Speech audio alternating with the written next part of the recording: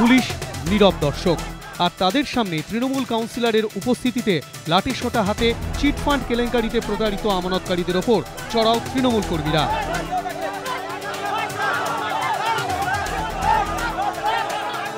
গোটা ঘটনা ঘিরে শুক্রবার সকালে রণক্ষেত্রের চেহারা নিল গড়িয়া স্টেশন।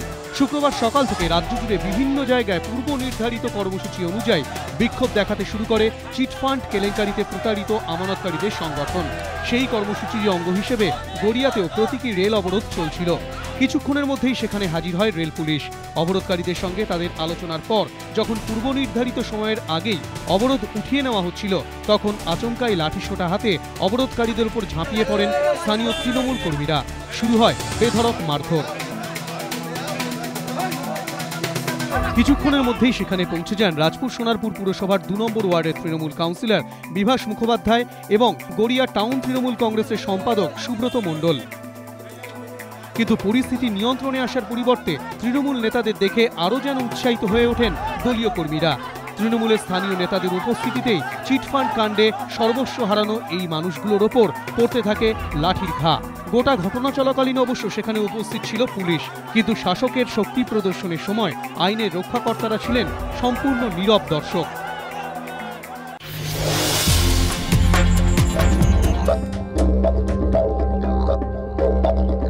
রাজ্যের বিশেষ পর্যবেক্ষক সুধীর কুমার রাকেশের অপসারণের দাবিতে এবার দিল্লিতে নির্বাচন কমিশনে বামেরা। একই দাবিতে সুর চড়ালেন প্রদেশ কংগ্রেস সভাপতিও। বুধবার তৃতীয় দফার ভোটে বিভিন্ন এলাকায় রাজনৈতিক সংঘর্ষের ঘটনা ঘটে। বিরোধীদের অভিযোগ বুধবারের ভোটে ব্যাপক কারচুপিও হয়েছে। বামেদের অভিযোগ সুষ্ঠুভাবে ভোট করাতে ব্যর্থ নির্বাচন কমিশন। বিশেষ নির্বাচনী পর্যবেক্ষক সুধীর কুমার রাকেশের অপসারণের দাবিতে বৃহস্পতিবারই সরব হন বিমান বসু। বিশেষ নির্বাচনী পর্যবেক্ষক অবশ্য নিজের অবস্থানে অনড় থেকে বৃহস্পতিবার ফের দাবি করেন রাজ্যে তৃতীয় দফার ভোট সুষ্ঠু, অবাধ ও শান্তিপূর্ণ হয়েছে। বিমান বসু কলকাতায় বসে রাকেশের অপসারণের দাবি তোলার পরদিনই শুক্রবার দিল্লিতে নির্বাচন কমিশনে যায় বামেরা। রাজ্যের বিশেষ নির্বাচনী পর্যবেক্ষকের অপসারণের দাবি লিখিতভাবে কমিশনের কাছে জানান নীলোৎপল বসু, এসআর পিল্লাই, ডি রাজারা। প্রধান বিচারপতির সামনে উত্তপ্ত বাক্য বিনিময় পারুই মামলায় দুপক্ষের আইনজীবীদের। সিটের রিপোর্ট গ্রহণই করলেন না ক্ষুব্ধ প্রধান বিচারপতি। শুক্রবার প্রধান বিচারপতি অরুণ মিশ্র এবং বিচারপতি তপব্রত চক্রবর্তীর বেঞ্চে মামলার শুনানি শুরু হয়। এদিন প্রথমেই সিটের তরফে প্রধান বিচারপতি অরুণ মিশ্রর হাতে মুখবন্ধ খামে একটি রিপোর্ট তুলে দেওয়া হয়। খাম খুলে রিপোর্ট দেখার আগেই আদালত কক্ষে উত্তপ্ত বাক্য বিনিময়ে জড়িয়ে পড়েন সরকার পক্ষ ও মামলাকারীর আইনজীবীরা। সরকারি আইনজীবীদের দাবি, হৃদয় ঘোষের তরফে দাখিল স্পেশাল লিভ পিটিশন খারিজ করে দিতে চেয়েছিল সুপ্রিম কোর্ট। সেই সময় হৃদয় ঘোষের আইনজীবীরা পিটিশন খারিজ না করার আবেদন করেন। বলেন তাঁরা নিজেরাই এই পিটিশন প্রত্যাহার করে নিচ্ছেন। এর তীব্র প্রতিবাদ করেন হৃদয় ঘোষের আইনজীবীরা, কিন্তু কোনো পক্ষই সুপ্রিম কোর্টের কোনো নির্দেশনামা আদালতে দেখাতে পারেননি।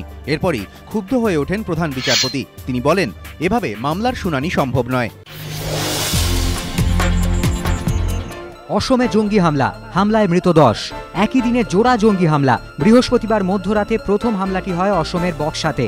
গ্রামের দুটি বাড়িতে ঢুকে পড়ে জঙ্গিরা। এলোপাথারি গুলি চালিয়ে খুন করে 2 মহিলা সহ 3 জনকে। আহত হয় 2 কিশোরী। পুলিশের সন্দেহ national Democratic front of Bodoland বা এনডিএফবি সংগঠনের সঙ্গে যুক্ত দুষ্কৃতীরা এই হামলা চালায়। দ্বিতীয় হামলাটি ঘটে কোকরাঝাড়ের বালাপাড়া তুলসীবিল গ্রামে। গভীর রাতে একই কায়দায় এলোপাথারি গুলি চালিয়ে 2 শিশুসহ 6 জনকে হত্যা করা হয়। প্রশাসনের দাবি, হামলার পিছনে হাত রয়েছে এনডিএফবি জঙ্গিদের। দুষ্কৃতীদের খুঁজতে যৌথ বাহিনী তল্লাশি অভিযান শুরু করেছে বলে জানিয়েছেন অসমের মুখ্যমন্ত্রী।